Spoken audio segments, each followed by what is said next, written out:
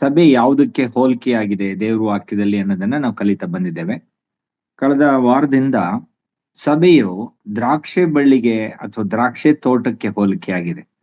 ಅದಕ್ಕೋಸ್ಕರವಾಗಿ ನಾವು ಯೋಹಾನನ್ ಬರೆದ ಸುವಾರ್ತೆ 15ನೇ ಅಧ್ಯಾಯ 1ರಿಂದ 5 ಅಥವಾ 8 ವಚನಗಳ ತನಕ ಆಧಾರ ಮಾಡಿಕೊಂಡು ನಾವು ಕಲಿತಾ ಬಂದಿದ್ದೇವೆ.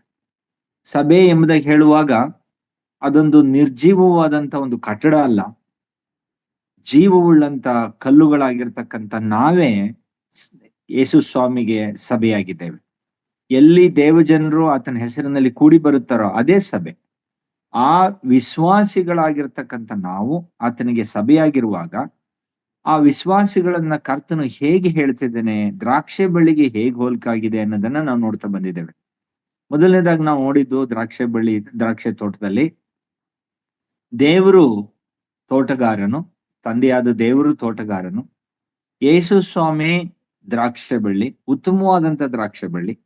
ಅದರ ಕೊಂಬೆಗಳು ವಿಶ್ವಾಸಿಗಳಾದಂತ ನೀವು ನಾನು.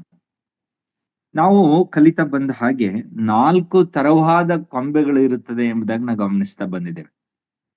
ಅಂದ್ರೆ ಸಭೆ ಅಂತ ಹೇಳುವಾಗ ಎಲ್ಲಾ ವಿಶ್ವಾಸಿಗಳು ಒಂದೇ ರೀತಿಯಾಗಿರುವುದಿಲ್ಲ. ಆ ಎಲ್ಲಾ ವಿಶ್ವಾಸಿಗಳನ್ನ 4 ಗುಂಪುಗಳಾಗಿ ದೇವರ ವಾಕ್ಯ ವಿಂಗಡಿಸ್ತದೆ. ಏನು? ಫಲರಹಿತವಾದಂತ ವಿಶ್ವಾಸಿಗಳು, ಫಲರಹಿತವಾದ ಕೊಂಬೆ. ಮತ್ತೆ ಎರಡನೇದಾಗಿ ಫಲ ಕೊಡುವ ಕೊಂಬೆ, ಮೂರನೇದಾಗಿ ಹೆಚ್ಚು ಫಲ ಕೊಡುವ ಕೊಂಬೆ, ನಾಲ್ಕನೇದಾಗಿ ಬಹಳ ಫಲ ಕೊಡುವ ಕೊಂಬೆ. ಇದನ್ನ ಯೇಸು ಸ್ವಾಮಿನೇ ಹೇಳಿರೋದು. ನಾವ್ಯಾರು ಇದನ್ನ ಕಲ್ಪನೆ ಮಾಡ್ಕೊಂಡು ನಮ್ಮಿಷ್ಟಾನುಸಾರವಾಗಿ ಮಾಡ್ಕೊಂಡಿರ್ತಕ್ಕಂಥದ್ದಲ್ಲ. ಹೀಗೆ ನಾವು ಕಲಿತಾ ಬರುವಾಗ ಕಳೆದ ಸರಿ ಫಲರಹಿತವಾದ ಕೊಂಬೆ ಅಂದ್ರೆ ಏನು, ಆ ವಿಶ್ವಾಸಿಗಳ ಗುಣಲಕ್ಷಣ ಹೇಗಿರ್ತದೆ, ಅದಕ್ಕೆ ಕರ್ತನು ಏನ್ ಮಾಡ್ತಾನೆ, ಫಲ ಕೊಡದೇ ಇರುವಂತ ಕೊಂಬೆಯನ್ನ ಏನ್ ಮಾಡ್ತಾನೆ, ಮೇಲಕ್ಕೆತ್ತಿ ಕಟ್ಟುತ್ತಾನೆ ಎಂಬುದಾಗಿ ನೋಡಿದ್ವಿ. The Greek word used for ತೆಗೆದು ಹಾಕುತ್ತಾನೆ ಅನ್ನೋದಕ್ಕಿರುವಂತ ಪದ ಐರೋ, ಅಂದ್ರೆ ಮೇಲಕ್ಕೆತ್ತಿ ಕಟ್ಟುತ್ತಾನೆ. ಅದರ ಆತ್ಮಿಕ ಅರ್ಥ ಏನು ಅಂದ್ರೆ ಶಿಸ್ತು ಪಡಿಸುತ್ತಾನೆ. ಫಲ ಕೊಡದೆ ಇರುವಾಗ ಫಲ ಕೊಡ್ಲೇಬೇಕು, ಯಾಕಂದ್ರೆ ಅದನ್ನು ವ್ಯಯ ಮಾಡಿದ್ದಾನೆ, ಆತನ ಜೀವವನ್ನೇ ಅದಕ್ಕೋಸ್ಕರ ಕೊಟ್ಟಿದ್ದಾನೆ, ಗೊಬ್ಬರ ಹಾಕಿದ್ದಾನೆ, ನೀರ್ ಹಾಕಿದ್ದಾನೆ, ಎಲ್ಲಾ ರೀತಿಯಾದಂತ ಆಶೀರ್ವಾದವನ್ನು ಕೊಟ್ಟಿದ್ದಾನೆ, ಯಾಕಂದ್ರೆ ಫಲ ಕೊಡ್ಲಿ ಎಂಬುದಾಗಿ. ಫಲ ಕೊಡದೆ ಇರುವಾಗ ಆತನು ಕೂಡ ಅದಕ್ಕೆ ಪ್ರತಿಕ್ರಿಯಿಸ್ತಾನೆ. ನಾವು ನೋಡ್ತಾ ಬಂದೆವು, ಶಿಕ್ಷಿಸುತ್ತಾನೆ, ಹಾಗಾಗಿ ಅದು ಮತ್ತೆ ಫಲ ಕೊಡುವ ಹಂತಕ್ಕೆ ಬರಬೇಕೆಂಬುದಾಗಿ ನೋಡ್ತಾ ಬಂದೆ. ತುಂಬಾ ಪ್ರಾಮುಖ್ಯವಾದ ಭಾಗ ಈಗ ಫಲ ಕೊಡುವ ಕೊಂಬೆ. ಹಾಗೆ ಇನ್ನೊಂದು ಸಾರಿ ಆ ವಾಕ್ಯ ಓದ್ಬಿಡೋಣ. ಯೋಹಾನನ್ ಬರೆದ ಸುವಾರ್ತೆ 15ನೇ ಅಧ್ಯಾಯ 1 ಮತ್ತು 2ನೇ ವಚನ. ನಾನೇ ನಿಜವಾದ ದ್ರಾಕ್ಷಿ ಬಳ್ಳಿ, ನನ್ನ ತಂದೆ ತೋಟಗಾರನು. ನನ್ನಲ್ಲಿದ್ದು ಫಲ ಕೊಡದಿರುವ ಪ್ರತಿಯೊಂದು ಕೊಂಬೆಯನ್ನು ಆತನು ತೆಗೆದುಹಾಕುತ್ತಾನೆ. ಫಲ ಕೊಡುವ ಪ್ರತಿಯೊಂದು ಕೊಂಬೆಯು ಹೆಚ್ಚು ಫಲ ಕೊಡುವ ಹಾಗೆ ಅದನ್ನು ಶುದ್ಧಿ ಮಾಡುತ್ತಾನೆ. ಸಾಕು. ನಾವು ಈಗಾಗ್ಲೇ ನಾವು ಕಲಿತಾ ಇದ್ದೇವೆ. ಮೊದಲನೇ ಕೊಂಬೆ ನಾವು ನೋಡಿದೀವಿ, ಫಲರಹಿತವಾದದ್ದನ್ನು. ಆದ್ರೆ ಇಲ್ಲಿ ಹೇಳ್ತದೆ ಫಲ ಕೊಡುವ ಕೊಂಬೆಯನ್ನು ಹೆಚ್ಚು ಫಲ ಕೊಡುವ ಹಾಗೆ ಶುದ್ಧೀಕರಿಸುತ್ತಾನೆ ಎಂಬುದಾಗಿ ಬರೆದಿದೆ. ಇದೇ ಇವತ್ತಿನ ಮುಖ್ಯವಾದಂತ ವಿಚಾರ. ಫಲ ಕೊಡುವ ಕೊಂಬೆಯನ್ನು ಹೆಚ್ಚು ಫಲ ಕೊಡುವ ಹಾಗೆ ಶುದ್ಧೀಕರಿಸ್ತಾನೆ. ಈ ವಾಕ್ಯ ಭಾಗದಲ್ಲಿ ನಾವು 2-3 ಅಂಶಗಳನ್ನ ನಾವು ಗಮನಿಸ್ಬೋದು. ಏನು?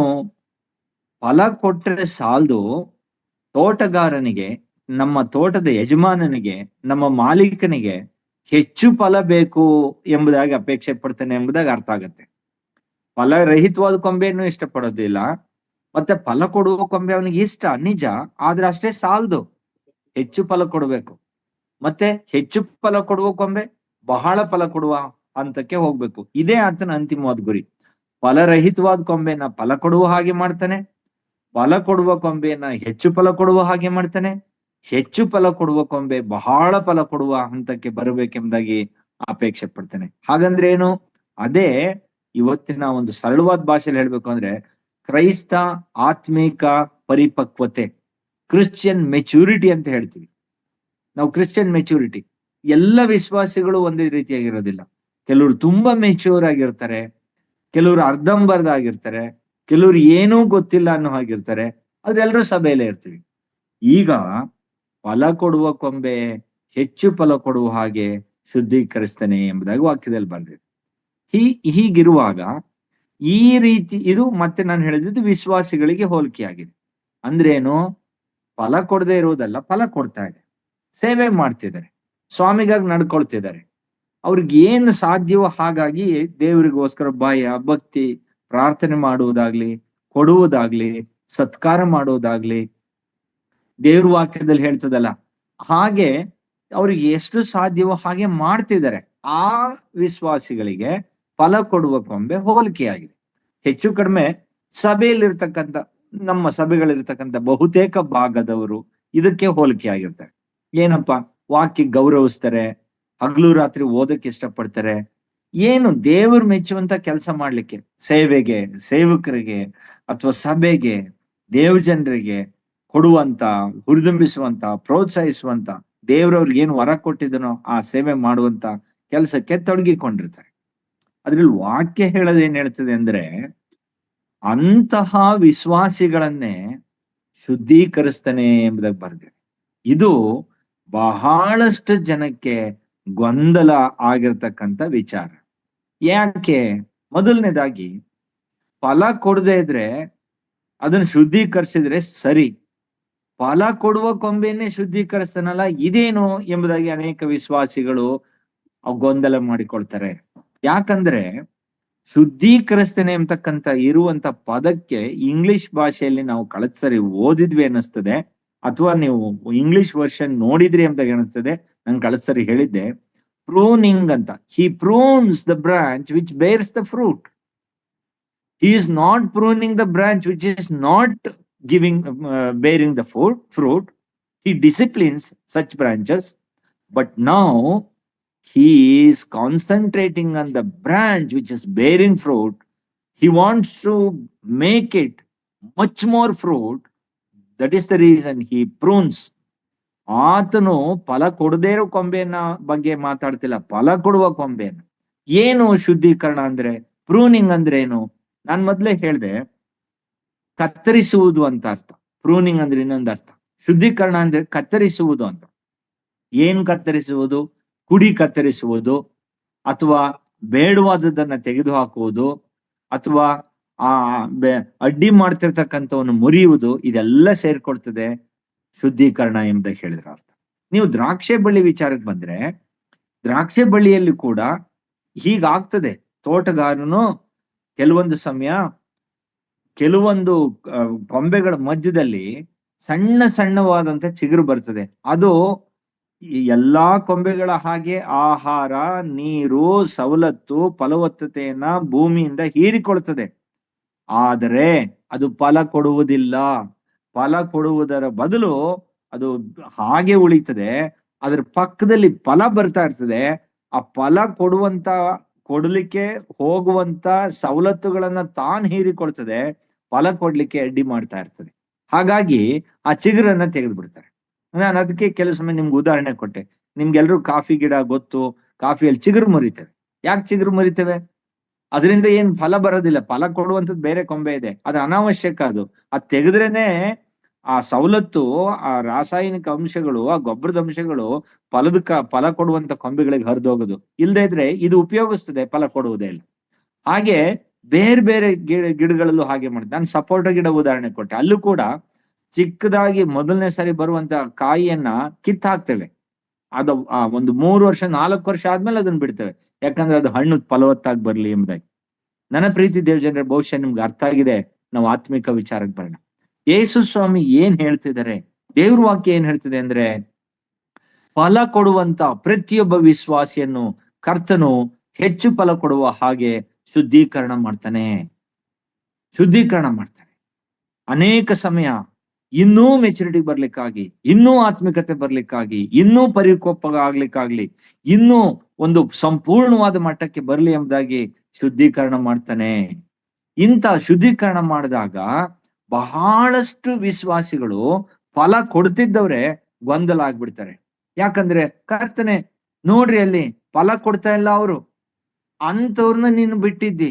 ನಾನು ಫಲ ಕೊಡ್ತಾ ಇದ್ದೀನಿ, ನನ್ ಕೈಲಾದದ್ದನ್ನ ಮಾಡ್ತಿದ್ದೀನಿ, ಸೇವೆ ಮಾಡ್ತಿದ್ದೀನಿ, ಆದ್ರೂ ನನಗೆ ಯಾಕೆ ಹಿಡ್ಕೊಂಡಿದ್ದಿ?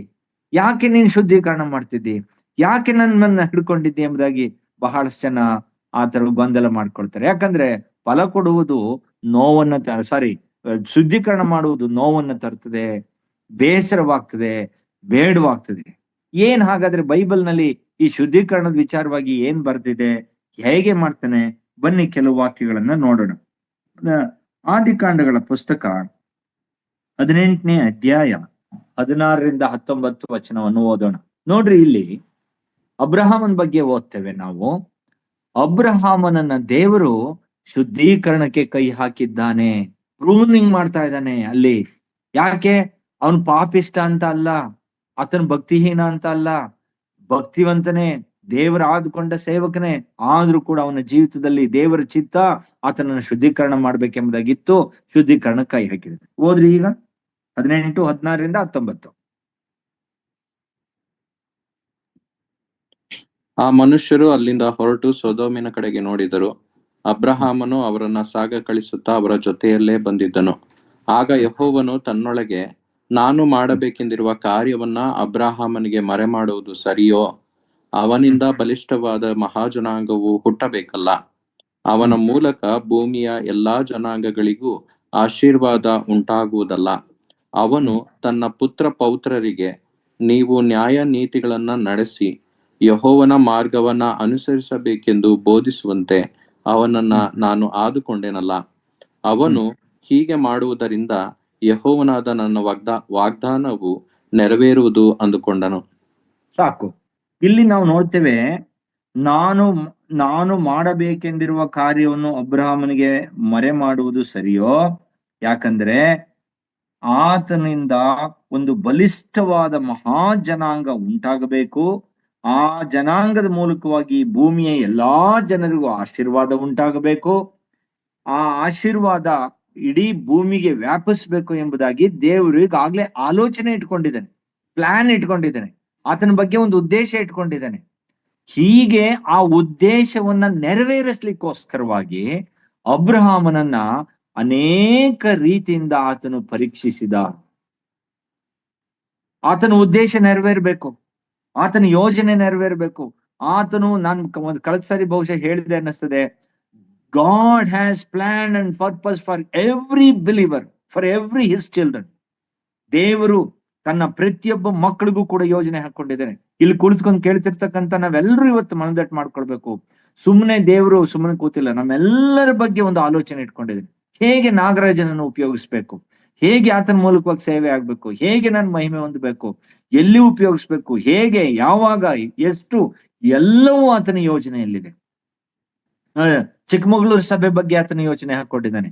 ಪ್ರತಿಯೊಬ್ಬ ವಿಶ್ವಾಸಿ, ಅದು ಯೇಸು ಸ್ವಾಮಿಯನ್ನು ನಂಬಿರ್ತಕ್ಕಂಥ ಪ್ರತಿಯೊಬ್ಬರ ಬಗ್ಗೆ ಯೋಜನೆ ಹಾಕೊಂಡಿದ್ದಾನೆ. ಆ ಯೋಜನೆ ಪರಿಪೂರ್ಣ ಮಾಡಬೇಕೆಂಬುದಾಗಿ ಆಲೋಚಿಸುವಾಗ ನಾವು ಹೀಗೆ ಇದ್ರೆ ಸಾಲದು, ಇನ್ನೂ ಅಧಿಕವಾಗ್ಬೇಕು, ಇನ್ನೂ ಅಧಿಕವಾಗ್ಬೇಕು, ಇನ್ನೂ ಮೆಚುರಿಟಿಗೆ ಹೋಗ್ಬೇಕು, ಇನ್ನೂ ಪರಿಪಕ್ವವಾಗ್ಬೇಕು ಎಂಬತಕ್ಕಂಥ ಉದ್ದೇಶಕ್ಕೋಸ್ಕರವಾಗಿ ಅನೇಕ ಸಮಯ ನಮ್ಮನ್ನು ಪರೀಕ್ಷಿಸ್ತಾನೆ. ಅದನ್ನೇ ಶುದ್ಧೀಕರಣ ಅಂತ ನಾವು ಹೇಳೋದು. ಅಬ್ರಹಾಮನಿಗೆ ಪರೀಕ್ಷಿಸ್ಲಿಕ್ಕೋಸ್ಕರವಾಗಿಯೇ ದೇವರು ನಿನ್ನ ಸ್ವಂತ ಮಗನನ್ನ ತೆಗೆದುಕೊಂಡು ಹೋಗಿ ಮೋರಿಯ ಬೆಟ್ಟದಲ್ಲಿ ನೀನು ಯಜ್ಞ ಮಾಡು ಎಂಬುದಾಗಿ ದೇವರು ಹೇಳ್ದ. ಇಡೀ ಸತ್ಯವೇದದಲ್ಲಿ ದೇವರು ಮನುಷ್ಯನನ್ನ ಯಜ್ಞ ಮಾಡು ಎಂಬುದಾಗಿ ಎಲ್ಲೂ ಕೂಡ ಕೇಳಿಲ್ಲ, ಆತನ ಅಪೇಕ್ಷೆ ಪಡುವುದಿಲ್ಲ. ಆದರೂ ಕೂಡ ದೇವರು ಅಬ್ರಹಾಮನಿಗೆ ಪರೀಕ್ಷೆ ಮಾಡಿದ. ಯಾಕೆ? ಶುದ್ಧೀಕರಣ ಮಾಡ್ತಾ ಇದ್ದಾನೆ, ಚಿಗುರು ತೆಗಿತಾ ಇದ್ದಾನೆ. ಏನಂಗಂದ್ರ ಅರ್ಥ, ನೋಡೋಣ ಇವನು ಹೇಗೆ ವರ್ತಿಸ್ತಾನೆ, ಯಾವ ರೀತಿಯಾಗಿ ತನ್ನ ಪ್ರತಿಕ್ರಿಯಿಸ್ತಾನೆ, ಇದು ನನ್ನ ಮಾತಿಗೆ ಇವನು ಯಾವ ರೀತಿಯಾಗಿ ಆತನ ಉತ್ತರ ಕೊಡ್ತಾನೆ, ಇವನಲ್ಲಿರುವಂಥದ್ದು ನಿಜವಾದ ಭಕ್ತಿಯೋ ಅಥವಾ ಕಪಟ ಭಕ್ತಿಯೋ, ನನ್ನಿಂದ ಏನಾದ್ರೂ ಪಡ್ಕೊಳ್ಬೇಕೆಂಬುದಾಗಿಯೋ ನಾಟಕೀಯವಾಗಿಯೋ, ಎಲ್ಲವನ್ನ ತಿಳ್ಕೊಳ್ಳಿಕ್ಕೋಸ್ಕರವಾಗಿ ಅಬ್ರಹಾಮನನ್ನ ಪರೀಕ್ಷಿಸಿದಾಗೆ, ನನ್ನ ಪ್ರೀತಿ ದೇವಜನರೇ, ನೀವು ಫಲ ಕೊಡ್ತಿದ್ದೀರಿ, ದೇವ್ರಿಗಾಗಿ ಬದುಕ್ತಿದ್ದೀರಿ, ನೀವು ಆರಾಧನೆ ಮಾಡ್ತಿದ್ದೀರಿ, ವಾಕ್ಯ ಓದ್ತಿದ್ದೀರಿ, ಪ್ರಾರ್ಥಿಸ್ತಿದ್ದೀರಿ, ಸತ್ಕಾರ್ಯ ಮಾಡ್ತಿದ್ದೀರಿ, ಸೇವೆ ಮಾಡ್ತಿದ್ದೀರಿ, ಇನ್ನೂ ಅನೇಕ ಅನೇಕ ಅನೇಕ ಉಂಟು. ಆದಾಗ್ಯೂ ಅನೇಕ ಸಮಯ ಕರ್ತನು ತನ್ನಿಷ್ಟಾನುಸಾರವಾಗಿ ನಿಮ್ಮನ್ನು ನನ್ನನ್ನು ಶುದ್ಧೀಕರಣಕ್ಕೆ ಕೈ ಹಾಕ್ತಾನೆ, ನಿಮ್ಮ ಮೇಲೆ, ನನ್ನ ಮೇಲೆ. ನಾವು ನೆನೆಸಿರೋದೇ ಇಲ್ಲ, ಆ ಘಟನೆ ಆಗ್ತದೆ. ಅಬ್ರಹಾಮನ ನೆನೆಸಿಲ್ಲ, ಅವನಿಗೆ ಮಕ್ಕಳಿಲ್ಲ. ಅವನ್ ಅಂತ ತಿಳ್ಕೊಂಡಿದ್ದ ದೇವ್ರು ನನಗೆ ಮಕ್ಕಳು ಕೊಟ್ಟು ಬಿಡ್ತಾನೆ ಎಂಬುದಾಗಿ ಎಷ್ಟು ಪ್ರಾರ್ಥನೆ ಮಾಡ್ತಿದ್ದಾನೆ, ಅವನಿಗೆ ಮಕ್ಕಳನ್ನೇ ಕೊಡ್ಲಿಲ್ಲ. ಅವನಿಗೆ ಈಗ್ಲೂ ಕೂಡ ಮಕ್ಕಳಿಲ್ಲ, ಆದ್ರೆ ಅವನ ಜನಾಂಗದ ಬಗ್ಗೆ ದೇವ್ರು ಮಾತಾಡ್ತಾ ಇದ್ದಾನೆ. ಯಾವ ಪಾಪ ಮಾಡಿದ್ರಿಂದ ದೇವ್ರಿಗೆ ಮಕ್ಕಳಿರ್ಲಿಲ್ಲ? ಕೆಲವರು ಪಾಪ ಮಾಡಿದ್ದ ಎಂಬುದಕ್ಕೆ ಕೆಲವರು ಹೇಳ್ತಾರೆ. ಯಾವ ಪಾಪ ಮಾಡಿದ್ದ ಅಬ್ರಹಾಮನು? ಸಾರಳ ಗರ್ಭವನ್ನು ಮುಚ್ಚಿದ್ದ.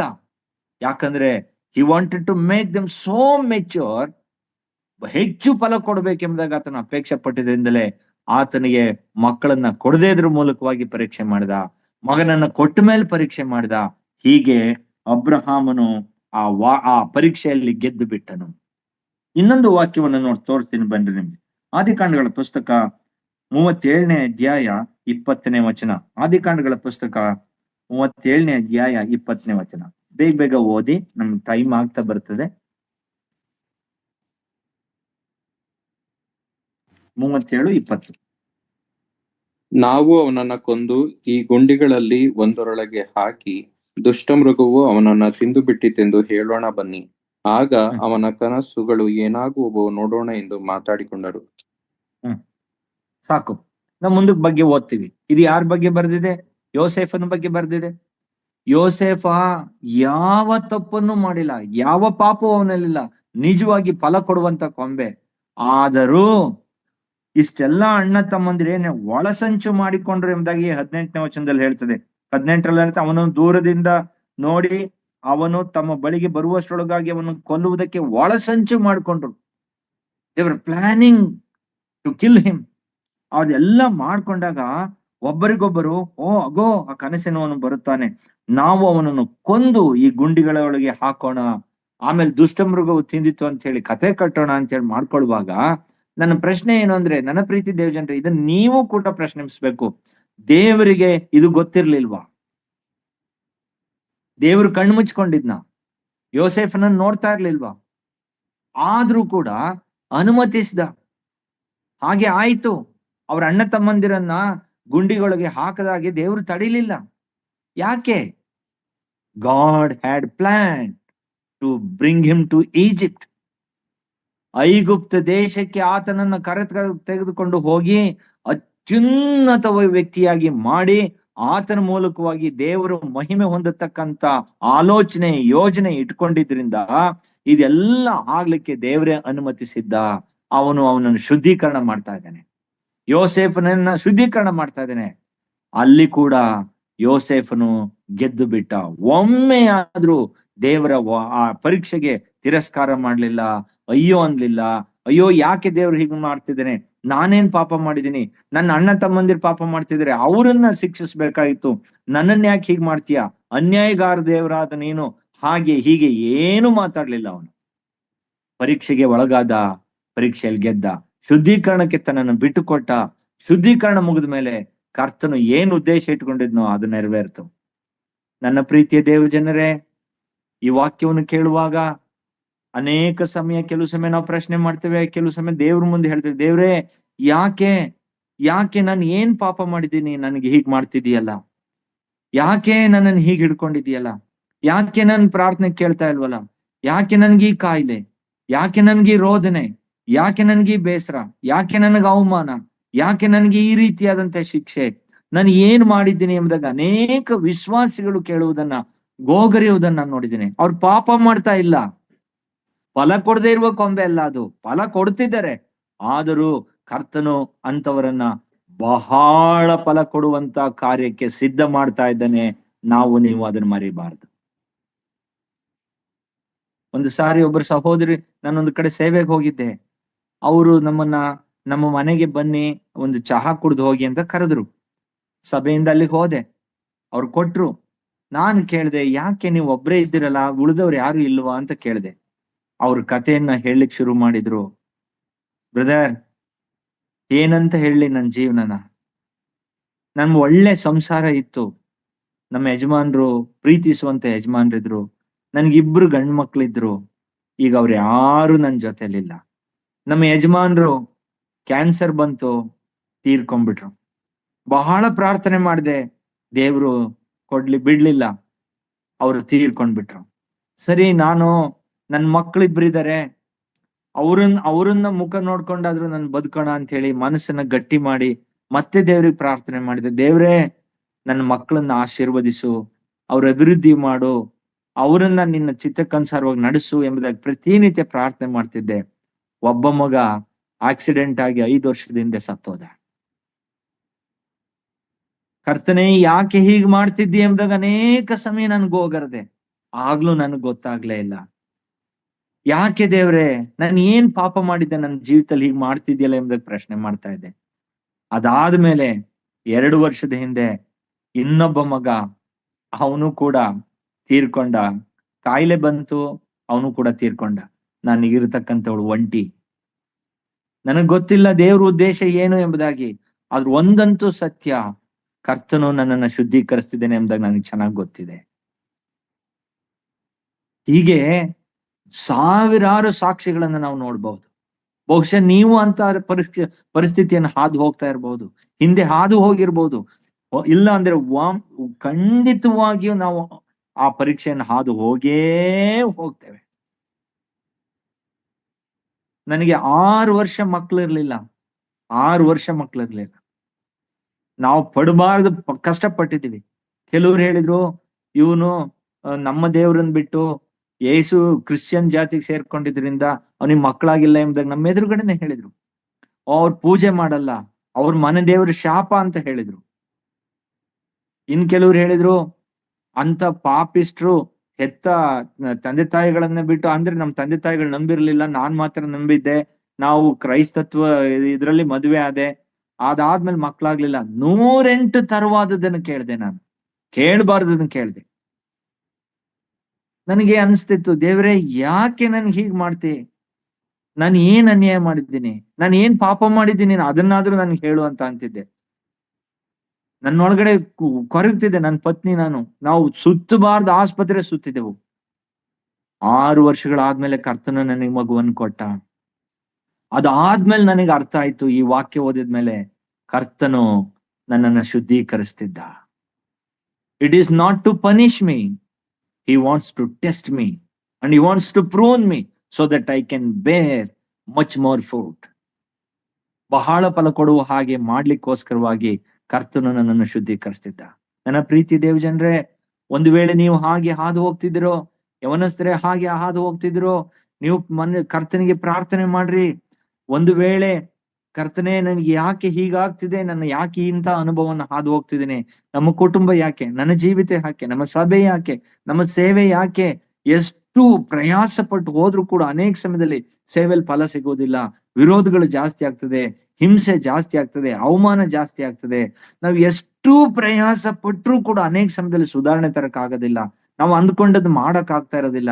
ಆಗ ನಿರಾಶರಾಗೋದ್ರ ಬದಲಾಗಿ ಕರ್ತನಿಗೆ ಪ್ರಾರ್ಥನೆ ಮಾಡ್ರಿ. ದೇವ್ರೇ, ನನಗಂತೂ ಅರ್ಥ ಆಗ್ತಿಲ್ಲ, ನನ್ನೆಲ್ಲೇನಾದ್ರೂ ಪಾಪಗಳಿದ್ರೆ ದಯವಿಟ್ಟು ಅದ್ ನನಗೆ ತೋರಿಸ್ಕೊಡು, ನಾನು ಬಿಡ್ತೀನಿ ಎಂಬುದಾಗಿ.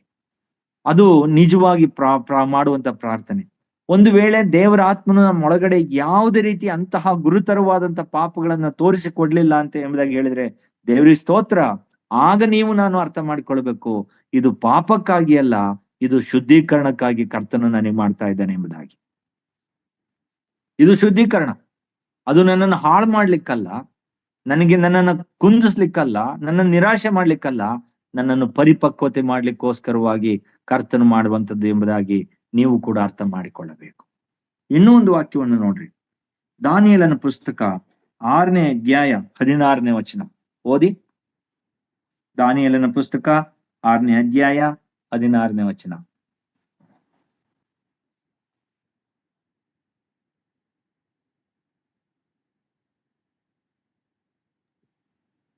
ದಾನಿಯೇಲನ ಪುಸ್ತಕ 6ನೇ ಅಧ್ಯಾಯ 16ನೇ ವಚನ. ಎಂದು ಹೇಳಲು ರಾಜನ ಅಪ್ಪಣೆ ಆಯಿತು. ದಾನಿಯೇಲನನ್ನು ತಂದು ಸಿಂಹಗಳ ಗವಿಯಲ್ಲಿ ಹಾಕಿಬಿಟ್ಟರು. ಆಗ ರಾಜನು ಸಾಕು, ನಮ್ಮ ಮುಂದಕ್ಕೆಲ್ಲ ಗೊತ್ತು. ನಾನು ನಿಮ್ಗೆ ಜಸ್ಟ್ ಆ ವಾಕ್ಯ ತೋರಿಸ್ತಾ ಇದ್ದೀನಿ ಅಷ್ಟೇನೆ. ನನ್ನ ಪ್ರಶ್ನೆ ಏನು ಅಂದ್ರೆ, ದಾನಿಯೇಲನು ಯಾವ ಪಾಪ ಮಾಡಿದ್ದಕ್ಕೆ ಸಿಂಹದ ಗವಿಗೆ ದೇವರು ಹಾಕ್ಲಿಕ್ಕೆ ಅನುಮತಿ ಕೊಟ್ಟ? ಹೇಳ್ರಿ, ಹುಡುಕಿ, ಎಷ್ಟು ವರ್ಷ ಬೇಕಾದ್ರೂ ಹುಡ್ಕಣ, ಒಂದು ಗುರುತರವಾದಂತ ಪಾಪ ಅವನಲ್ಲಿ ಕಂಡು ಬರ್ಲಿಲ್ಲ. ಅವನು ಫಲ ಕೊಡುವಂತ ವ್ಯಕ್ತಿಯಾಗಿದ್ದ, ದೇವರಿಗಾಗಿ ಬದುಕ್ತಾ ಇದ್ದ, ಬಹಳ ಗಟ್ಟಿಗನು, ನಂಬಿಗಸ್ತನು, ಯಥಾರ್ಥವಂತನಾದ ವ್ಯಕ್ತಿ. ಆದರೂ ಕೂಡ ಅವನನ್ನ ಸಿಂಹದ ಗವಿಗೆ ಹಾಕ್ಲಿಕ್ಕೆ ದೇವರು ಅನುಮತಿಸಿದ. ಯಾಕೆ? ದೇವರು ಅವನ ಮೇಲೆ ಇಟ್ಟುಕೊಂಡಿರ್ತಕ್ಕಂಥ ಆಲೋಚನೆ, ಯೋಜನೆ, ಪ್ಲಾನ್ ಇದೆಯಲ್ಲ, ಅದು ನೆರವೇರ್ಬೇಕು. It has to be fulfilled. He has to bear much more fruit among unbelievers. He wanted to show that the God of Israel is a living God. ಇಸ್ರಾಯೇಲ್ರ ದೇವರು ಜೀವಿಸುವ ದೇವರು, ಸತ್ತಿಲ್ಲ ಎಂಬುದಾಗಿ ಇಡೀ ಬಾಬೆಲಿನ ಒಂದೊಂದು ವ್ಯಕ್ತಿಗಳಿಗೂ ತಿಳಿಸ್ಲಿಕ್ಕೋಸ್ಕರವಾಗಿ ದೇವರು ಅವನನ್ನ ಸಿಂಹದ ಗವಿಗೆ ಹಾಕ್ಲಿಕ್ಕೆ ಅನುಮತಿ ಕೊಟ್ಟ. It is not discipline, it is pruning. ಅದು ಶುದ್ಧೀಕರಣ. ಯಾಕೆ? ಆ ಅಂತಿಮವಾದ ಫಲ ಎಂತ ಮಹಿಮೆ ಅಂದ್ರೆ, ಅನ್ಯ ದೇಶದಲ್ಲಿ ದೇವರನ್ನೇ ನಂಬದೇ ಇರ್ತಕ್ಕಂಥ ಆ ದೇಶದಲ್ಲಿ ರಾಜನು ಮುಂದಾಗಿ ಬಂದು ಹೇಳ್ತಾನೆ, ದಾನಿಯೇಲನೇ ನೀನು ಕ್ಷೇಮವಾಗಿದ್ದೀಯೋ. ಯಾಕಂದ್ರೆ ಕಡೆಯದಾಗ ನಾವು ನೋಡ್ತೀವಿ, ರಾಜನು ಬಂದು ಹೇಳ್ತಾನೆ, ಹೌದು ನೀನು ನಂಬಿರುವ ದೇವರು ಜೀವ ಸ್ವರೂಪನಾದ ದೇವರು, ಸಿಂಹದ ಬಾಯನ್ನು ಕಟ್ಟುವಂತ ದೇವರು ನಿನ್ನ ದೇವರು, ನಾನು ಆತನನ್ನು ನಂಬುತ್ತೇನೆ ಎಂದು ರಾಜನು ಹೇಳುವಷ್ಟರ ಮಟ್ಟಿಗೆ ಆತನು ಬಂದನು. ಇಡೀ ಬಾಬೆಲ್ ಸಂಸ್ಥಾನಕ್ಕೆ ಮತ್ತೆ ಅವರ ಎಲ್ಲಾ ಸಂಸ್ಥಾನಗಳಿಗೆ ಅದು ಪ್ರಸಿದ್ಧಿ ಆಯ್ತು, ದೇವರಿಗೆ ಮಹಿಮೆ ಆಯ್ತು. ನನ್ನ ಪ್ರೀತಿ ದೇವ ಜನರೇ, ಕರ್ತನು ನಿಮ್ಮ ಮೂಲಕವಾಗಿ ಮಹಿಮೆ ಹೊಂದಲಿಕ್ಕೋಸ್ಕರವಾಗಿ ಅನೇಕ ಸಮಯ ಶುದ್ಧೀಕರಣಕ್ಕೆ ಕೈ ಹಾಕ್ತಾನೆ. ಗುಣಗುಡಬೇಡ್ರಿ, ಕೊರಗಬೇಡ್ರಿ, ನಿರಾಶರಾಗ್ಬೇಡ್ರಿ, ಅಳುಬೇಡ್ರಿ, ಕರ್ತನ ಕೈಗೆ ಒಪ್ಪಿಸಿಕೊಡ್ಲಿಕ್ಕೆ ಯೋಚನೆ ಮಾಡೋಣ. ಮತ್ತೆ ಇನ್ನೊಂದು ಸರಿ ಹೇಳ್ತೇನೆ, ಹೇಗೆ ತಿಳ್ಕೊಳ್ಳೋದು ಇದು ಶುದ್ಧೀಕರಣ ಎಂಬುದಾಗಿ? ನಾವು ಪ್ರಾರ್ಥಿಸ್ಬೇಕು, ನಮ್ಮನ್ನು ನಾವು ಪರೀಕ್ಷಿಸಿಕೊಳ್ಬೇಕು. ಕರ್ತನೇ ನನ್ನ ಅಂತರಿಂದ್ರವನ್ನು ಪರೀಕ್ಷೆ ಮಾಡು. ಒಂದು ವೇಳೆ ಏನಾದ್ರೂ ನನ್ನ ಪಾಪಕ್ಕೆ ಗುರಿಯಾಗಿದ್ರೆ, ಆ ಪಾಪಕ್ಕೆ ಏನಾದ್ರೂ ನೀನು ಈ ರೀತಿಯಾಗಿ ಶಿಕ್ಷೆ ಕೊಡ್ತಿದ್ರೆ, ಆ ಪಾಪ ಏನು ಎಂಬುದಾಗಿ ನನಗೆ ತೋರಿಸ್ಕೊಡು ಎಂಬುದಾಗಿ 100ಕ್ಕೆ 100ರಷ್ಟು ದೇವರ ವಾಕ್ಯದ ಮೂಲಕವಾಗಿ ಆಗ್ಲಿ, ಸೇವಕರ ಮೂಲಕವಾಗಿ ಆಗ್ಲಿ, ವಾಕ್ಯ ಓದುವಾಗಲಿ, ಪ್ರಸಂಗ ಕೇಳುವಾಗಲಿ ಕರ್ತನು ನಮ್ಮ ಪಾಪವನ್ನು ತಿಳಿಸಿಕೊಡ್ತಾನೆ. ಹಾಗಿದ್ರೆ ಅದು ಶಿಕ್ಷೆ ಅಥವಾ ದೇವರು ಶಿಸ್ತು ಮಾಡ್ತಿದ್ದಾನೆ ಎಂಬುದಾಗಿ. ಅದು ಏನು ಹಾಗೆ ನಮಗೆ ಗೊತ್ತಾಗ್ಲಿಲ್ಲ ಅಂದ್ರೆ, ನಾವು ಪರೀಕ್ಷಿಸಿದ ಮೇಲೂ ಕೂಡ ಅಂತ ನಮ್ಮ ಆತ್ಮಸಾಕ್ಷಿ ಇಂಥ ಪಾಪ ಇದೆ ಎಂಬುದಾಗಿ ತೋರಿಸಿಕೊಡದ ಹೋದ್ರೆ 100ಕ್ಕೆ 100ರಷ್ಟು ಎರಡನೇ ಅಭಿಪ್ರಾಯಕ್ಕೆ ಬನ್ರಿ, ತೀರ್ಮಾನಕ್ಕೆ ಬನ್ರಿ, ಇದು ಪಾಪಕ್ಕೆ ಶಿಕ್ಷೆ ಅಲ್ಲ, ಕರ್ತನು ಶುದ್ಧೀಕರಣ ಮಾಡ್ತಾ ಇದ್ದಾನೆ. ಯಾಕೆ? ಬಹಳ ಫಲಕ್ಕೆ ಹೋಗುವಂತ ಮಟ್ಟಕ್ಕೆ ಕರ್ತನ ನಡೆಸ್ಬೇಕೆಂಬತಕ್ಕಂಥದ್ದೇ ಆತನ ಉದ್ದೇಶ. ನಿಮ್ಮ ಮೂಲಕವಾಗಿ ಆತನ ಮಹಿಮೆ ಹೊಂದಲಿಕ್ಕೆ ಆಸೆ ಪಡ್ತಿದ್ದಾನೆ. ನಿಮ್ಮ ಮೂಲಕವಾಗಿ ತನ್ನ ಯೋಜನೆಯನ್ನು ಸಂಪೂರ್ಣ ಮಾಡ್ಲಿಕ್ಕೆ ಆಲೋಚನೆ ಮಾಡ್ತಿದ್ದಾನೆ. ನಿಮ್ಮ ಮೂಲಕವಾಗಿ ಈ ಒಂದು ಕುಟುಂಬವನ್ನು, ಸಭೆಯನ್ನು ಅಥವಾ ಅಕ್ಕಪಕ್ಕದವರನ್ನು ಹೇಗೋ ನಮಗ್ ಗೊತ್ತಾಗೋದಿಲ್ಲ, ಒಟ್ನಲ್ಲಿ ಆತನು ನಮ್ಮ ಜೀವಿತದಲ್ಲಿ ಆತನು ಮಹಿಮೆ ಹೊಂದಲಿಕ್ಕಾಗಿ ಯೋಜನೆ ಹಾಕಿಕೊಳ್ತಾ ಇರೋದ್ರಿಂದ ನಮ್ಮನ್ನು ಶುದ್ಧೀಕರಣಕ್ಕೆ ಒಳಗ್ ಮಾಡ್ತಿದ್ದಾನೆ ಎಂಬುದಾಗಿ ಸ್ಪಷ್ಟವಾಗಿ ತಿಳ್ಕೊಳ್ರಿ. I have seen many believers, they are very good, but still they go through pain, go through suffering, go through hatredness. ಅವರನ್ನು ಅವಮಾನಕ್ಕೊಳಗಾಗ್ತಾರೆ, ನಾಚಿಕೆ ಆಗ್ತದೆ, ಅವ್ರನ್ನ ಕುಗ್ಗಿಸ್ತಾರೆ. ಅನೇಕ ಒಳ್ಳೆ ಸಹೋದರು, ಒಳ್ಳೆ ಸಹೋದರಿ, ಒಳ್ಳೆ ಕುಟುಂಬ, ಒಳ್ಳೆ ಸಭೆ, ಆದ್ರೂ ಹಿಂಸೆಗೆ ಹೋಗ್ತದೆ, ಹಿಂಸೆಯನ್ನು ಹಾದು ಹೋಗ್ಬೇಕಾಗ್ತದೆ. ಯಾಕೆ? It was God's pruning work. ನಿಮ್ಮ ನನ್ನ ಜೀವಿತದಲ್ಲೂ ಕೂಡ ಅದು ಸತ್ಯವಾಗಿದೆ. ಮುಂದಕ್ಕೆ ನೋಡೋಣ. ಈ ಶುದ್ಧೀಕರಣ ಮಾಡುವಾಗ ವಿಶ್ವಾಸಿಗಳು ಯಾವ ರೀತಿ ಪ್ರತಿಕ್ರಿಯಿಸ್ತಾರೆ? ಏನಾಗ್ತಿದೆ ಇವತ್ತಿನ ಪ್ರಪಂಚದಲ್ಲಿ? ಅನೇಕರನ್ನು ಶುದ್ಧೀಕರಿಸ್ತಾರೆ, ಯಾರನ್ನು ಬಿಡುವುದಿಲ್ಲ. ಇವತ್ತಾಗದೇ ಇದ್ರೆ ನಾಳೆ ಆಗ್ತದೆ. ಮತ್ತು ಒಂದು ಸಾರಿ ಮಾತ್ರ ಶುದ್ಧೀಕರಣ ಆಗಿ ನಿಲ್ಲುವುದಿಲ್ಲ. ಅದೇ ಆತನಿಗೆ ಇಷ್ಟ ಬಂದಾಗೆಲ್ಲ ಮಾಡ್ತಾನೆ. Whenever he wants to make me mature, whenever he wants to fulfill the plan, he'll start pruning. ಒಂದ್ಸರಿ ಆಯ್ತು, ನಿಂತೋಯ್ತು, ಇನ್ ಲೈಫ್ ಲಾಂಗ್ ಇನ್ ಬರೋದಿಲ್ಲ ಅಂತ ಏನಲ್ಲ. he may any time. ಹಾಗೆ ನಾವು ಕೆಲವು ವಾಕ್ಯಗಳನ್ನ ನೋಡ್ತಾ ಬರೋಣ. 3 ರೀತಿಯಾದ ಪ್ರತಿಕ್ರಿಯೆಗಳು ಈ ಶುದ್ಧೀಕರಣ ಆಗುವಾಗ ವಿಶ್ವಾಸಿಗಳು, ಒಳ್ಳೆಯವರು ಇವರು ಹೇಳ್ತಿರೋದು 3 ರೀತಿ ಪ್ರತಿಕ್ರಿಯಿಸ್ತಾರೆ. ಕೆಲವರು ಈ ಶುದ್ಧೀಕರಣ ಆಗುವ ಸಮಯದಲ್ಲಿ ಸರಿಯಾಗಿ ಅರ್ಥ ಮಾಡಿಕೊಳ್ಳದೇನೆ, ಆಗ ಆತ್ಮಿಕರಾಗಿದ್ದವರು ಕೂಡ ಈ ನೋವು ಬರುವಾಗ, ಅವಮಾನ ಬರುವಾಗ, ನಾಚಿಕೆ ಆಗುವಾಗ, ಯೋಸೆಫನಿಗಾದ ಹಾಗೆ, ದಾನಿಯೇಲನಿಗಾದ ಹಾಗೆ, ಅಬ್ರಾಹ್ಮನಿಗಾದ ಹಾಗೆ ಬಿದ್ದು ಹೋಗ್ತಾರೆ. They fail in the test of god. ಬಿದ್ದು ಹೋಗ್ತಾರೆ. ನಾನೇನೋ ತಿಳ್ಕೊಂಡಿದ್ದೆ, ದೇವ್ರು ಒಳ್ಳೆಯವ್ರಿಗೆ ಆಶೀರ್ವಾದ ಮಾಡ್ತಾನೆ ಅಂತ ಹೇಳಿ ನಾನು ಇಷ್ಟೆಲ್ಲಾ ಪ್ರಯಾಸ ಪಟ್ರು ದೇವ್ರು ನನಗೆ ಸೋಲನ್ನೇ ಕೊಟ್ಟ, ನನಗ್ ಮಕ್ಳೇ ಆಗ್ಲಿಲ್ಲ, ನನ್ನ ಸಿಂಹದ ಗವಿಗೆ ಹಾಕುವಾಗ ಮಾಡ್ದ, ನನ್ನನ್ನ ಗುಂಡಿಗೆ ಹಾಕುವಕ್ಕೆ ಆ ಅಣ್ಣಂದಿರಿಗೆ ಅನುಮತಿ ಕೊಟ್ಟ, ನನಗೆ ಆ ನೋವಾಯ್ತು, ನನ್ ಕಾಯಿಲೆ ಬಂದಿದೆ, ನನಗೆ ಹಾರ್ಟ್ ಪ್ರಾಬ್ಲಮ್ ಇದೆ, ಕಿಡ್ನಿ ಪ್ರಾಬ್ಲಮ್ ಇದೆ, ಉಸಿರಾಟದ ಸಮಸ್ಯೆ ಇದೆ, ಅನಾರೋಗ್ಯ ಇದೆ, ನನಗೆ ಆ ಸಮಸ್ಯೆ, ಈ ಸಮಸ್ಯೆ, ಹಣಕಾಸಿನ ಕೊರತೆ, ಇದೆಲ್ಲ ಕರ್ತನು ತರ್ತಿದ್ದಾನೆ. ಹಾಗಾದ್ರೆ ಈ ದೇವ್ರೇ ಸರಿ ಇಲ್ಲ, ಇದು ಈ ನಂಬಿಕೆ ನನಗೆ ಬೇಡವೇನೋ, ನಾನೇ ತಪ್ಪು ಮಾಡಿದ್ದೇನೇನೋ ಎಂಬುದಾಗಿ ಅನೇಕರು ತಪ್ಪಾಗಿ ಗ್ರಹಿಸಿ ಬಿದ್ದು ಹೋಗುವಂಥದ್ದನ್ನು ಕೂಡ ನಾವು ನೋಡಿದ್ದೇವೆ. ದೆ ಮಿಸ್ಅಂಡರ್ಸ್ಟ್ಯಾಂಡ್ ಗಾಡ್ಸ್ ವರ್ಡ್, ದೆ ಮಿಸ್ಅಂಡರ್ಸ್ಟ್ಯಾಂಡ್ ಗಾಡ್ ಹಿಮ್ಸೆಲ್ಫ್. ದೇವರನ್ನೇ ದೇವರು ತಪ್ಪಾಗಿ ತಿಳ್ಕೊಳ್ತಾರೆ. ಬಿಡ್ರಿ, ಏನ್ ಮಾಡಿದ್ರೇನು, ನಾನೇನೋ ತಿಳ್ಕೊಂಡಿದ್ದೆ, ಅದ್ ಹೀಗಾಗ್ತಾ ಇಲ್ಲ, ಹಾಗಾಗ್ತಿಲ್ಲ, ಬಿಡಿ, ಇದು ಯಾಕೋ ನನಗೆ ಸರಿ ಬರೋದಿಲ್ಲ.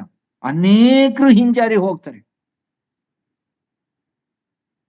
ಹಾಸನದಲ್ಲಿ ನಾನು ಸೇವೆ ಮಾಡುವಾಗ ಒಂದು ಊರಿತ್ತು, ಅಲ್ಲಿಗೆ ರಾತ್ರಿ ಸಮಯದಲ್ಲಿ ಒಬ್ರ ಜೊತೆ ಸೇವಕರು ಬನ್ನಿ ಅಲ್ಲಿಗೆ ವಾಕ್ಯ ಹೇಳೋಣ ಅಂತ ಕರ್ಕೊಂಡೋದ್ರು. ಹೋದೆ, ವಾಕ್ಯ ಹೇಳಿದ್ವಿ.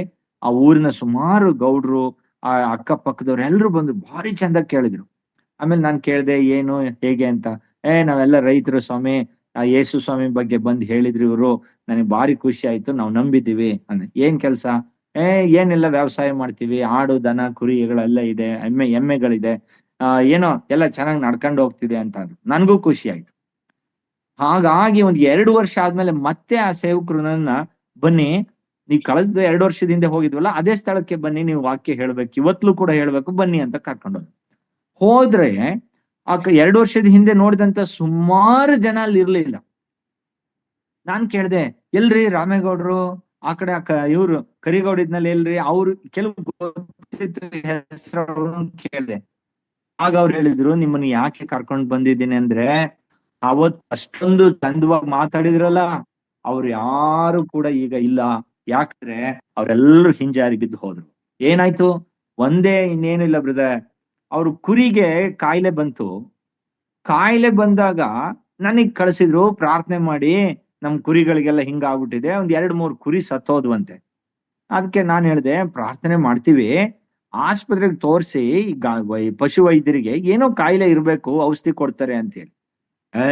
ಅವ್ರು ಹೇಳಿದ್ರಂತ ಒಬ್ಬ, ಅಲ್ರಿ, ಔಷಧಿ ಕೊಡ್ಸಕ್ ನೀವೇ ಆಗ್ಬೇಕಾ ಹೇಳಕ್ಕೆ, ನಮಗ್ ಗೊತ್ತಿಲ್ವಾ? ನೀವು ಪ್ರತಿ ಸರಿ ಬಂದಾಗೆಲ್ಲ ಹೇಳ್ತಿದ್ರಿ ನಮ್ಮ ದೇವ್ರು ದೊಡ್ಡವನು, ನಮ್ಮ ದೇವ್ರು ಶ್ರೇಷ್ಠ, ಹಂಗೆ ಹಿಂಗೆ ಅಂತೇಳಿ ಆ ಪ್ರಾರ್ಥನೆ ಮಾಡಿ ಸಾಯ್ದಂಗೆ ಮಾಡಿ ಅಂದ್ರಂತೆ. ಹೌದು ಯಜಮಾನ್ರೆ, ಗೌಡ್ರೆ, ಆದ್ರೂ ಸರಿ, ಆಸ್ಪತ್ರೆಗೆ ತೋರ್ಸ್ಕೊಳ್ಳೋದು ದೇವ್ರು ಚಿತ್ತ ಅಲ್ಲ ಅಂತ ಅಲ್ಲ, ಅದು ದೇವ್ರು ವೈದ್ಯರ ನೇಮಕ ಮಾಡಿದಾನೆ, ತೋರ್ಸಿ ಅಂತ. ಇವರು ಲಾಸ್ಟ್ ಮೂಮೆಂಟ್ ಅಲ್ಲಿ ತಗೊಂಡೋಗಿ ವೈದ್ಯರ ಹತ್ರ ಕರ್ಕೊಂಡೋಗಿ ತೋರ್ಸಿದ್ರೆ, ಅದು ಹತ್ತುವ ಕಾಯಿಲೆ, ಒಂದಿಂದ ಒಂದಕ್ಕೆ ಒಂದು 7-8 ಕುರಿ ಸತ್ತೋಯ್ದು. ಅವ್ರ ನಂಬಿಕೆನೂ ಅಲ್ಲೇ ಸತ್ತೋಯ್ತು, ಒಬ್ರು ಇಲ್ಲ ಈಗ ಅವ್ರು. ಇದೇ ಕಾರಣಕ್ಕಾಗಿ ನಿಮ್ಮನ್ನ ಕರ್ಕೊಂಡ್ ಬಂದಿದ್ದು, ಮತ್ತೆ ಆ ಕುಟುಂಬಗಳನ್ನ ಭೇಟಿ ಮಾಡೋಣ ಬನ್ನಿ, ನಿಮ್ಮನ್ನ ಗೌರವಿಸ್ತಾರೆ, ನಿಮ್ ಮಾತು ಕೇಳ್ತಾರೆ, ಅದಕ್ಕೆ ನಾನು ಕರ್ಕೊಂಡ್ ಬಂದೆ ಅಂತೇಳಿ ಮತ್ತೆ ಹೋದ್ವಿ. ಅವ್ರು ಕನ್ವಿನ್ಸ್ ಮಾಡ್ಬೇಕಾಯ್ತು, ಮಾತಾಡ್ಬೇಕಾಯ್ತು. ಅವ್ರಿಗೆ ಬರಕ್ಕೆ ಮನ್ಸಿಲ್ಲ, ಕೂತ್ಕೊಳಕ್ಕೆ ಇಷ್ಟ. ಅಯ್ಯೋ ಹೋಗಿ ನಾಗರಾಜ್ ಅವ್ರೆ, ನೀವ್ ಹೇಳ್ದಂಗೆಲ್ಲ ಮಾಡಕ್ ಹೋದ್ರೆ ನಾವು ಭಾರಿ ಕಷ್ಟ ಪಡ್ಬೇಕಾಯ್ತದೆ, ನಾವು ಕೈ ಸುಟ್ಕೊಂಡಿರೋರು ನಾವು ಅಂತ ಹಿಂಗೆ ಮಾತಾಡೋದು. ಬಹಳ ಜನ ಹಿಂದಕ್ಕೆ ಹೋಗ್ಬಿಡ್ತಾರೆ. ಮೊದಲನೇ ಪ್ರಶ್ನೆ, ನಿಮಗೆ ಕರ್ತನು ಶುದ್ಧೀಕರಣ ಮಾಡ್ತಾ ಇರುವುದಾದ್ರೆ ಈ ರೀತಿಯಾಗಿ ನೀವ್ ಯಾರು ಕೂಡ ಹಿಂಜಾರಿ ಹೋಗ್ಲಿಕ್ಕೆ ಮನಸ್ಸು ಮಾಡ್ಬೇಡ್ರಿ. ಇದು ತಿಳ್ಕೊಳ್ರಿ, ಈ ದಿನ ಕರ್ತನೇ, ಇದು ನಿನ್ನ ಶುದ್ಧೀಕರಣವೇ ನನ್ನ ಜೀವಿತದಲ್ಲಾಗಿದ್ರೆ ಈಗೋ ನನ್ನನ್ನು ಒಪ್ಪಿಸಿ ಕೊಡ್ತಾ ಇದ್ದೇನೆ. Take me lord and prune me lord and fulfil your plan and purpose in my life. Glorify, ದೇವ್ರೇ, ನನ್ನನ್ನು ನಿನಗೆ ಒಪ್ಪಿಸ್ಕೊಡ್ತಿದ್ದೇನೆ, ನನ್ನ ಮೂಲಕವಾಗಿ ನೀನು ಮಹಿಮೆ ಹೊಂದಿಕೋ, ನನ್ನನ್ನು ಉಪಯೋಗಿಸು, ನಿನ್ನ ಯೋಜನೆಯನ್ನು ನೆರವೇರಿಸು ಎಂಬುದಾಗಿ ನಾವು ಒಪ್ಪಿಸ್ಕೊಡ್ಬೇಕ ಹೊರತು ಹಿಂಜಾರಿ ಹೋಗ್ಬಾರ್ದು. ಮೊದಲನೇ ಪೇತ್ರನ ಪತ್ರಿಕೆ 1ನೇ ಅಧ್ಯಾಯ 7ನೇ ವಚನವನ್ನು ಓದಿ. 1 ಪೇತ್ರ 1:7 ಓದಿ.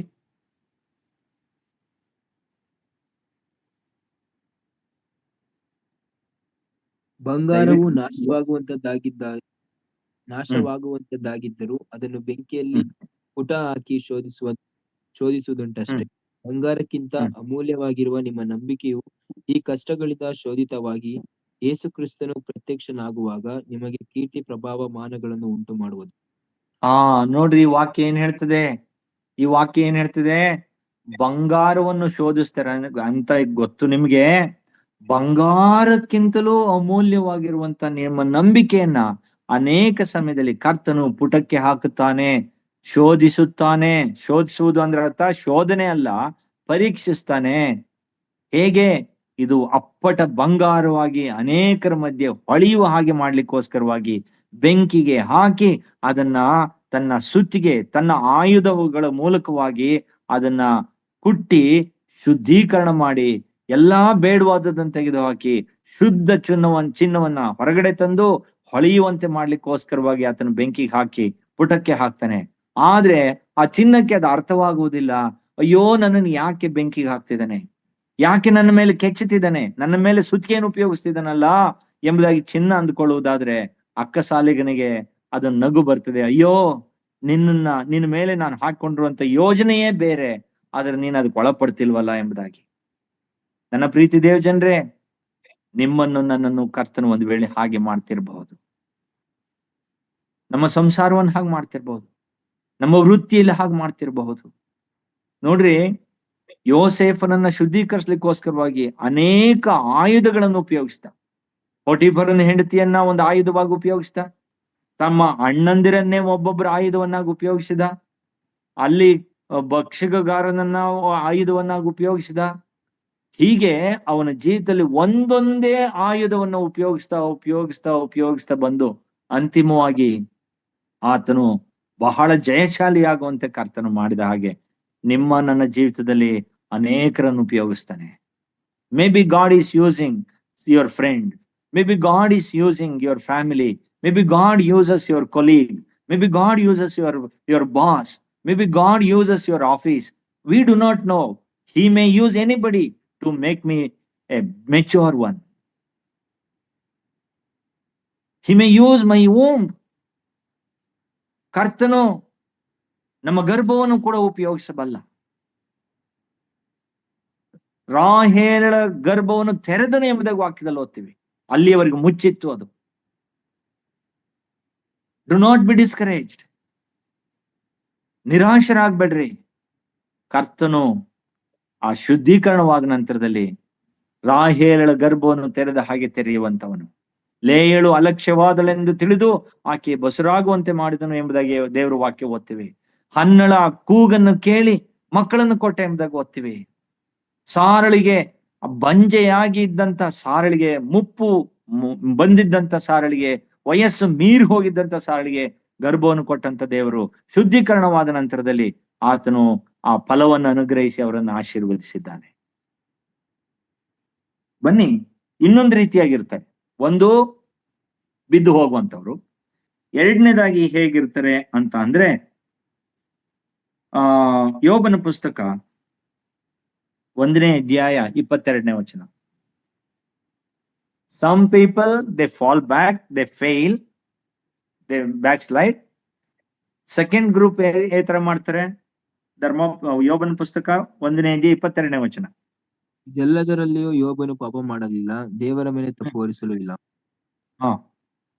ನೋಡಿ, ಯೋಬನನ್ನು ಕೂಡ ದೇವರು ಪರೀಕ್ಷೆ ಮಾಡಿದ. ಅವನ ಒಂಟೆಗಳನ್ನ ಕಿತ್ಕೊಂಡ, ಅವನ ಮಕ್ಕಳನ್ನ ಕಿತ್ಕೊಂಡ, ಅವನ ಈ ಕುರಿಗಳನ್ನ ಕಿತ್ಕೊಂಡ, ಎಲ್ಲವೂ ಹೋಯ್ತು. ಕಡೆಗೆ ಅವನ ಆರೋಗ್ಯವನ್ನು ಕೂಡ ಕಿತ್ಕೊಂಡ. ಈಗ ನೋಡೋಣ ಯೋಬನು ಏನು ಮಾಡ್ತಾನೆ ಎಂಬುದಾಗಿ. ಎಂಥ ಚಂದವಾದಂತ ವಾಕ್ಯ. ಎಷ್ಟು ಸಾರಿ ಓದಿದ್ರು ಅದ್ರ ರುಚಿ ಕಡಿಮೆ ಆಗುವುದಿಲ್ಲ. Such a beautiful verse it is. ಯೋಬನು ಇದ್ಯಾವುದ್ರಲ್ಲೂ ಕೂಡ ಕರ್ತನನ್ನ ಅಲ್ಗಳೆಯಲಿಲ್ಲ, ತನ್ನ ನಂಬಿಕೆಯನ್ನು ಬಿಡ್ಲಿಲ್ಲ, ದೇವರನ್ನ ಮಹಿಮೆ ಪಡಿಸ್ತಾ ಅದರಲ್ಲೇ ಹೋದನು. ಯೆಹೋವನೇ ಕೊಟ್ಟನು, ಯೆಹೋವನೇ ತೆಗೆದುಕೊಂಡನು, ಆತನ ನಾಮಕ್ಕೆ ಸ್ತೋತ್ರವಾಗ್ಲಿ ಎಂಬುದಾಗಿ ಹೇಳಿದಂತ ಮಹಾನ್ ನಂಬಿಕೆ ವೀರ ಆತನು. ಇದುವರೆಗೂ ಇತಿಹಾಸ ಎಷ್ಟು ಶತಮಾನಗಳು ಕಳೆದಿದೆ, ಯೋಬನನ್ನ ನೆನೆಸ್ಕೊಳ್ತೇವೆ ನಾವು. ನನ್ನ ಪ್ರೀತಿ ದೇವ್ ಜನರೇ, ಬಹುಶಃ ಕರ್ತನು ನಿಮ್ಮನ್ನ, ನಿಮ್ಮ ಸೇವೆಯನ್ನ, ನಿಮ್ಮ ಕುಟುಂಬವನ್ನ ಈ ರೀತಿಯಾಗಿ ಇತಿಹಾಸ ನೆನೆಸಿಕೊಳ್ಳುವಷ್ಟು ಮಟ್ಟಿಗೆ ಮಾಡಬೇಕೆಂಬುದಾಗಿ ಅನೇಕ ಸಮಯದಲ್ಲಿ ಶುದ್ಧೀಕರಣಕ್ಕೆ ಕೈ ಹಾಕಿರ್ತಾನೆ. ಇದು ನಿಜವಾಗಿ ಒಬ್ಬ ವಿಶ್ವಾಸಿ ಮಾಡ್ಬೇಕಾದಂತ ಕೆಲಸ. ಬಿದ್ದು ಹೋಗ್ಬಾರ್ದು, ಜಯ ಹೊಂದಬೇಕು, ಯಶಸ್ವಿ ಆಗ್ಬೇಕು, ಸ್ವಾಮಿಗೆ ಸ್ತೋತ್ರ ಮಾಡ್ಬೇಕು. ಕರ್ತನೆ, ಈಗೋ ನಾನಿದ್ದೇನೆ, ನನ್ನನ್ನು ಉಪಯೋಗಿಸು, ನಿನ್ನ ಯೋಜನೆ ನೆರವೇರ್ಲಿ, ನಾನು ಎಲ್ಲದಕ್ಕೂ ನಾನು ತಲೆಬಾಗಿ ನನ್ನನ್ನು ಒಪ್ಪಿಸಿಕೊಡ್ತೇನೆ ಎಂದು ಹೇಳಿದ ಯೋಬನು. ನೀವು ನಾನು ಹಾಗೆ ಮಾಡ್ಬೇಕಾಗಿದೆ. ಮತ್ತು ಮೂರನೇದಾಗಿ, ಕಡೆಯದಾಗಿ ನಾನು ಮುಗಿಸ್ತೇನೆ. ಇನ್ನು ಕೆಲವರು ನ್ಯೂಟ್ರಲ್ ಆಗ್ಬಿಡ್ತಾರೆ. ಕೆಲವರು ಬಿದ್ದು ಹೋಗ್ತಾರೆ, ಇನ್ ಕೆಲವರು ಹೌದು ಸ್ವಾಮಿ ನನ್ನ ಪರೀಕ್ಷಿತ ತಿಳ್ಕೊಂಡು ತಮ್ಮನ್ನು ಒಪ್ಪಿಸಿಕೊಟ್ಟು ಜಯ ಹೊಂದುತ್ತಾರೆ. ಮೂರನೇದಾಗಿ ಕೆಲವರು ಹೀಗೂ ಅಲ್ಲ ಹಾಗೂ ಅಲ್ಲ, ನ್ಯೂಟ್ರಲ್ ಆಗ್ಬಿಡ್ತಾರೆ. ಅವ್ರು ಸಭೆಯಲ್ಲೇ ಇರ್ತಾರೆ, ಸಭೆ ಬಿಟ್ಟು ಹೋಗೋದಿಲ್ಲ, ದೂಷಣೆನೂ ಮಾಡೋದಿಲ್ಲ, ಈ ಕಡೆಗೆ ಆತ್ಮಿಕತೆನೂ ಇಲ್ಲ. ಏನ್ ಹೇಳ್ತಾರೆ ಗೊತ್ತಾ, ನೀವು ಕೇಳಿದ್ರೆ ಈ ತರ ಪದಗಳು ಬರುತ್ತೆ. ಅಯ್ಯೋ ಬಿಡಿ ಬ್ರದರ್, ಅಯ್ಯೋ ಅಯ್ಯೋ ಅದು ಹೋಗ್ಲಿ ಬಿಡಿ, ಹೇಗಿದ್ದೀರಿ ಬ್ರದರ್, ಹೇಗ್ ಸಾಯಿಲೂ ಇಲ್ಲ ಬದುಕ್ಲೂ ಇಲ್ಲ ಹಂಗಿದ್ದೀನಿ. ಆಮೇಲೆ ಏನ್ ಬ್ರದರ್, ಯಾಕೆ ಹೀಗೆ, ಏನಾದ್ರೇನು, ಯಾಕೆ ಅವತ್ತು ಪ್ರಾರ್ಥನೆಗೆ ಬರ್ಲಿಲ್ಲ, ಏನ್ ಮಾಡಿದ್ರೇನು, ಈ ರೀತಿಯಾಗಿ ಉತ್ತರಿಸ್ತಾರೆ ಕೆಲವರು. ಏನಾದ್ರ ಅರ್ಥ, ಅವ್ರಿಗೆ ಈ ಸತ್ಯವೇದದ ರುಚಿ ಗೊತ್ತಾಗ್ತಾ ಇಲ್ಲ, ಅವ್ರು ಅಂದ್ಕೊಂಡದ್ ನೆರವೇರ್ತಾ ಇಲ್ಲ, ಅವ್ರು ಅನ್ನಿಸ್ದಾಗ ಜೀವನ ಹೋಗ್ತಾ ಇಲ್ಲ.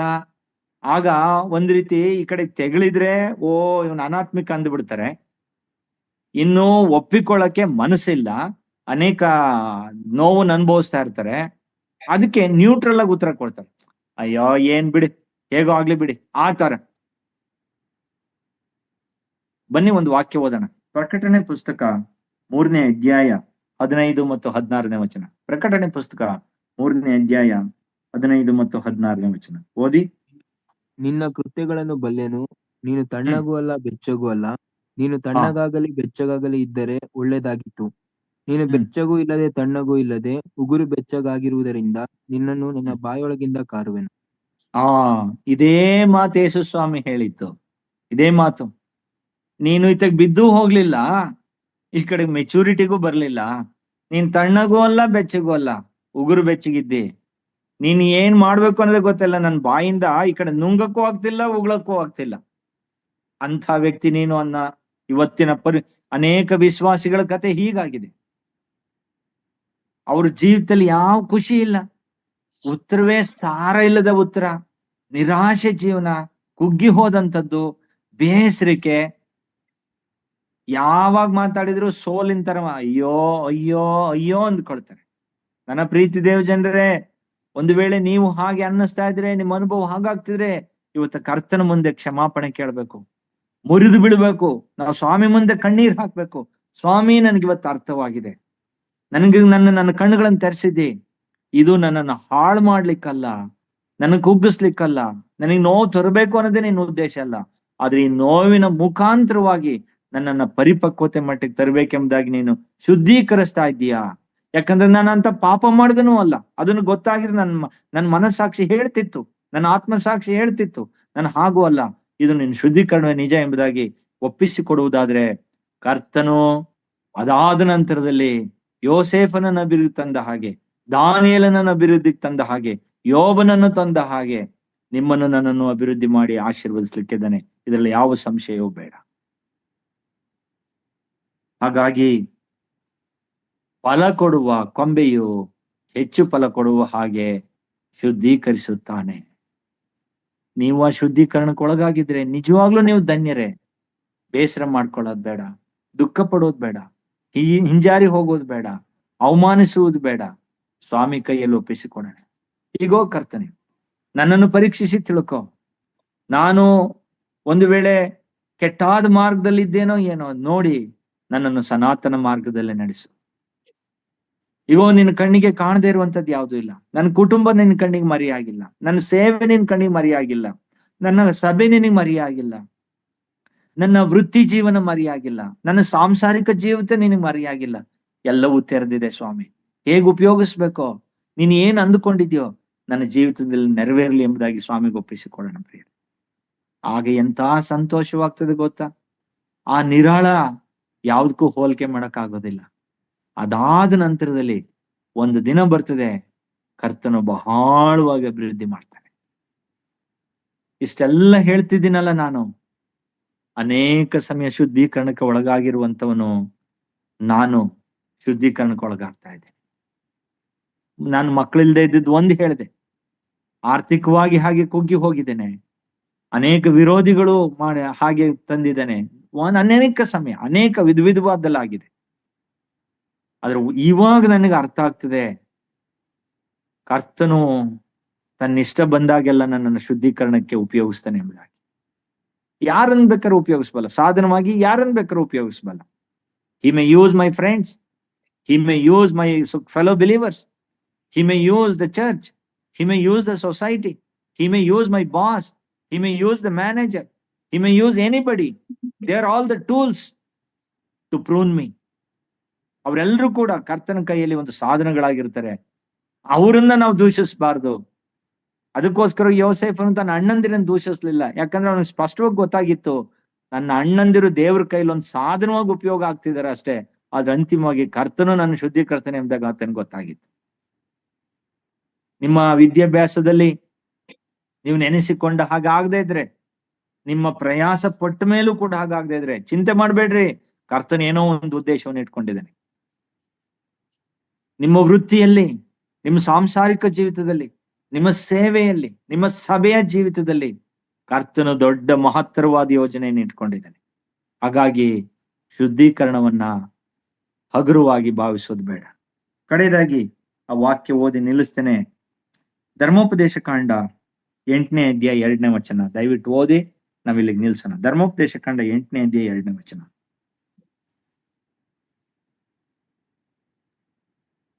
ನಿಮ್ಮ ದೇವರಾದ ಯೆಹೋವನು ನಿಮ್ಮನ್ನು ಈ 40 ವರ್ಷ ಅರಣ್ಯದಲ್ಲಿ ನಡೆಸಿದ್ದನ್ನು ನೀವು ತನ್ನ ಆಜ್ಞೆಗಳನ್ನು ಕೈಕೊಳ್ಳುವವರೋ ಅಲ್ಲವೋ ಎಂದು ತಿಳಿದುಕೊಳ್ಳುವುದಕ್ಕೆ ನಿಮ್ಮನ್ನು ಕಷ್ಟಕ್ಕೆ ಒಳಪಡಿಸಿ ನಿಮ್ಮ ಮನೋಭಾವವನ್ನು ಪರೀಕ್ಷಿಸಿದ್ದನ್ನು ನೆನಪಿಗೆ ತಂದುಕೊಳ್ಳಿರಿ. ನಾನು ಇದನ್ನ ವಿವರಣೆ ಮಾಡ್ಲಿಕ್ಕೆ ಹೋಗುವುದಿಲ್ಲ, ಬಹುಶಃ ನಿಮ್ಗೆ ಅರ್ಥ ಆಗ್ತದೆ. ಕರ್ತನು ಇಸ್ರಾಯೇಲ್ರನ್ನ 40 ವರ್ಷ ಪರೀಕ್ಷಿಸಿದ. ನಿಮ್ಮನ್ನು ನನ್ನನ್ನು ಬಿಡ್ತಾನೆಯೇ? ನಿಮ್ಮನ್ನು ನನ್ನನ್ನು ಬಿಡ್ತಾನೆಯೇ? ತಾನು ಯಾರನ್ನು ಪ್ರೀತಿಸ್ತಾನೋ ಅವ್ರನ್ನ ಹೆಚ್ಚಾಗಿ ಶುದ್ಧೀಕರಿಸ್ತಾನೆ. ಕರ್ತನು ಈ ವಾಕ್ಯ ಭಾಗವನ್ನು ಆಶೀರ್ವದಿಸಲಿ. ಆಮೇನ್.